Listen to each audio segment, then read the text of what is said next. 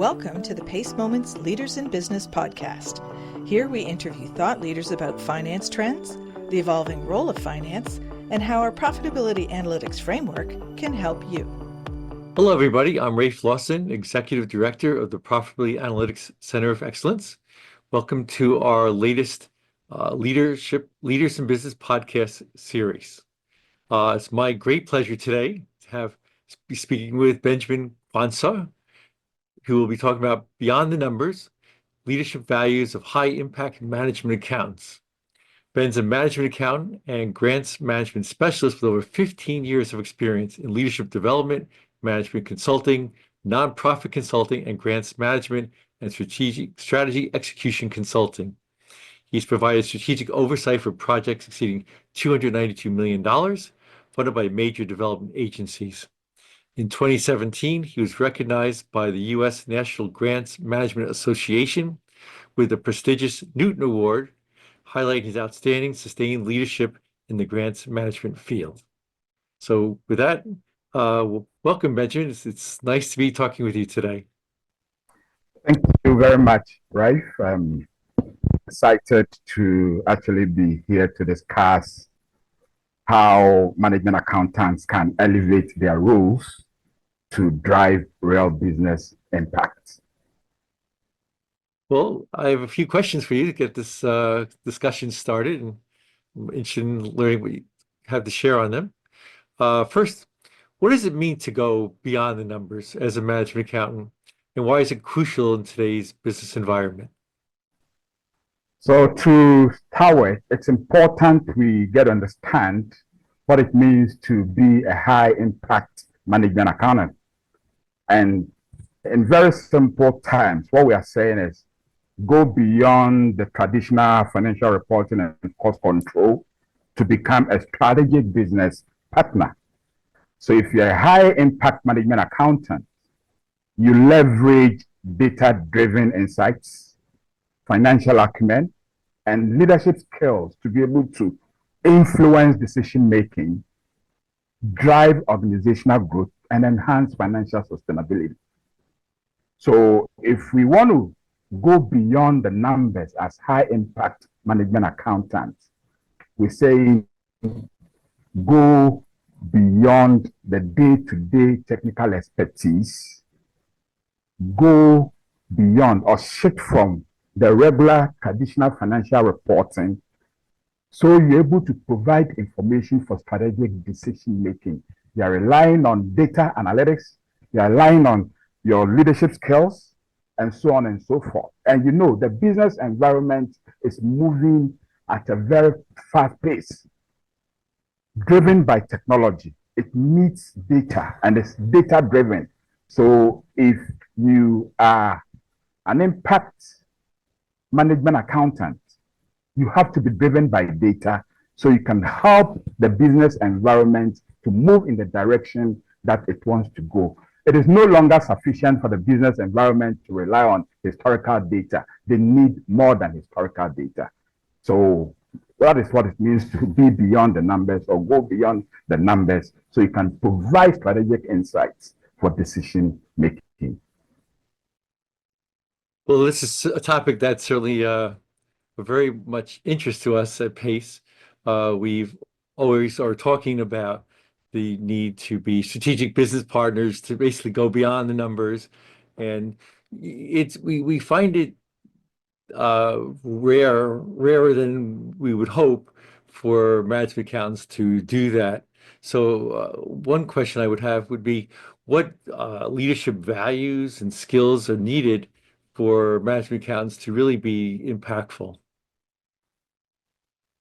My first on the list, my priority list would be integrity, because it defines everything that higher impact management accountants need to have. It drives everything. What is integrity? It is the internal compass that drives our behavior. What is integrity? Integrity means doing what you said you would do. What is integrity? Integrity means that you are doing the right thing when no one is looking. So you look at the larger interest than your personal or self-interest. So integrity is high on my list as an impactful or high impact management accountant. Second on the list for me as a leadership value would be strategic thinking. We need to move away from focusing on the short term. The short term will lead you to short term results. But if you move away from the short term thinking to long term thinking, strategic thinking, you're able to obtain both short term and long term results. So these are key for me: integrity, strategic thinking. The third on the list for me would be adaptability, our ability to embrace the technological advancements that are coming up in the area of generative AI, data analytics, data science, and what have you. So we need to be adaptable. We need to be able to respond to change. Another key leadership value has to do with communication. You are a high impact management accountant. You want to be a business partner. Your ability to communicate goes a long way to increase your influence, and for that matter, your leadership. You'll be communicating with people who are non-finance people. How are you doing the communication? Through storytelling, your analytics, and you tell stories from those analytics that you're able to produce. And then you look at actionable insight. So communication is very key. Communication helps you to increase your influence. And then finally, as a high impact management accountant, you'll be working with people who don't have any finance background. So your ability to collaborate with non-finance people is very key. So for me, these are the key leadership values that I would highlight if you are a high impact management accountant. That's very interesting, and that short-term versus long-term emphasis is also key. And so many times you find this challenge with companies focusing on the short term. So a follow-up question is that how can management accountants influence organizational strategy while maintaining their ethical standards? Because so many companies are trying to take that shortcut and increase their profitability, but as accountants we try to have our codes of ethics and hopefully adhere to them. So first of all, we need to look at our values, and this is a follow-up from the question you just asked about leadership values. So we need to look at our values. What is driving? What is the internal compass that is driving our behavior? Our values will then determine our priorities. So in terms of how management accountants can influence organizational strategy, any financial decision that we are making, we need to make sure we don't prioritize the short term over the long term strategy of the organization. That is very key. So you're developing any financial strategy, you make sure that it aligns with the corporate integrity of the organization. What decisions help you to shape the business strategies that are both profitable and sustainable? So two things here: profitability, which might be short term, and then sustainability. Any high impact management accountant would have to make sure that there's a balance between these two, so that priority becomes a key issue in trying to drive organizational strategies. Good. Well, while we're on the topic of skills and such, I've done my prior work a lot of studies on the skills that finance leaders need to have, and all those basically in the finance function. And we're seeing a shift from hard skills to soft skills, right? And increasing importance of those soft skills. And a key among those is communication. And can you talk a bit about whether you've seen this and how can finance professionals enhance their communication skills? Yeah, absolutely. Communication is a very, very important skill for any professional and for management accountants for that matter. Our ability to communicate increases our influence. And if we're able to increase our influence, automatically our leadership also increases. You get people to listen to you. You get your stakeholders to understand what you're saying. You avoid the use of jargons and terminology because it isn't everybody who understands the language of finance. So you come down to people's level, understand what your stakeholders need, what information are they looking for, and you coin your language in such a way that everybody understands what you are trying to communicate across. And that would require your ability to analyze the data and then interpreting the data for strategic decision making. Great. So I think the folks listening to this podcast will be at various stages in their careers and filling different types of functions and serving as in a variety of roles. So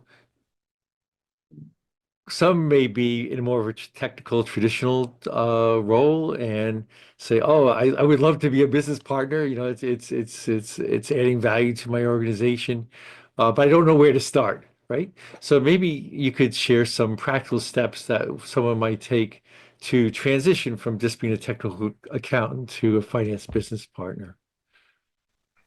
Now, what is key for me is one's ability to develop that business acumen, understand the industry within which you're operating, regardless of whether you are finance or non-finance. More importantly, if you are a finance person, you need to understand industry trends, understand the competitive environment. So developing your business acumen is very key. Another key factor for you to be able to transition from being a traditional accountant to a business partner is your ability to embrace technology, moving at a very fast pace. Are you developing your skills in data analytics? Are you developing your skills in generative AI? And how does it influence your financial activities? That is key. Communication, I've already mentioned, is key. It increases your influence. And then one key factor is continuous learning. You don't say that you're done with your accounting qualification and that's it. You need to learn day by day, week by week, month by month, year by year. That is what will position you strategically to be able to add value across the organization. So these are the key factors that you need to take into account if you really want to transition from a traditional accountant to a business partner. Yeah, that thought of continuous learning is certainly key. And I know in the past when I've spoken to student groups, I would tell them, once you graduate, your learning's not done. I'm not sure how excited they were to hear that, having worked so hard through their degrees. But it's something that all the professional associations understand, have their continuing education requirements, because the profession is just evolving so fast that you Very need to fast, yeah. engaged in continuous learning to really serve as a business partner nowadays. So you're a consultant, and I'm wondering if you can share some examples. We're talking about how to transition to be a high impact management accountant, and I'm wondering if you could share some examples that you've seen of accountants serving in that role. Okay. So I'd like to share a very personal example. I wouldn't mention the name of the company, but then it is very practical. I experienced it, and there was high transformation within the organization, and it had to do with the budgeting process. Now, it was a project in the nonprofit sector. And when they engaged me, the project had already done a year and a half. And then the moment I went in there, I realized there was something wrong with the way they had modeled the entire project. They had done it around chart of accounts. So we had the situation where specific budget lines were showing very high variances and other budget lines were showing extremely low variances. And it had to do with the way costs were being allocated. So I sent an email to the management, and that was about a week or two on the project. So sent a mail to the management that this way of modeling the project around chart of accounts will run us into problems. So we need to move away from the chart of accounts. It's a project, so it has to be activity-based. Initially, they didn't listen to me until the funder began to complain about large variances. And I said, this was what I was talking about. They said, what do you do? I said, we have to model the entire project around activity-based costing and activity-based budgeting. So I was tasked with that responsibility. I had to start everything all over again, modeled the project around activity-based budgeting. And guess what? In the end, the project was able to make a cost saving of $2.5 million. So if I was just a number cruncher about numbers, but that strategic thinking wouldn't have occurred for me to even say, hey, let's move from a chart of account based project modeling to an activity based costing. And this happened in the non-profit environment. I've seen other finance professionals make an impact in the area of inventory, in the area of value chain, costing and analysis, and so on and so forth. So there's a practical example that I want to share from what I experienced on that project that I managed. And it was funded by USAID and then the UK government. Well, that's a great example, and thank you for sharing that.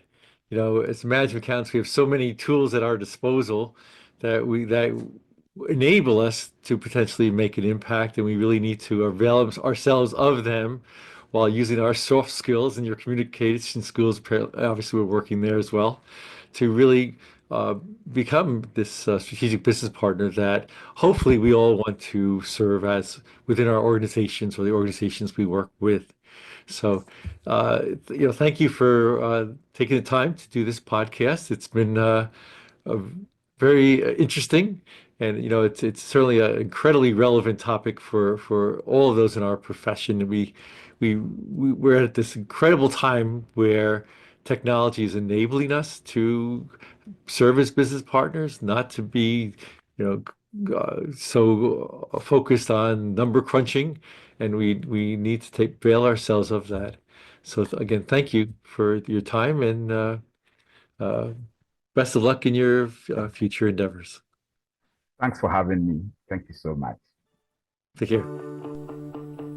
Thank you for listening to our Leaders in Business podcast. To learn more about profitability analytics, check out the PACE website, join one of our interest groups, and follow PACE on LinkedIn and YouTube. Thank you.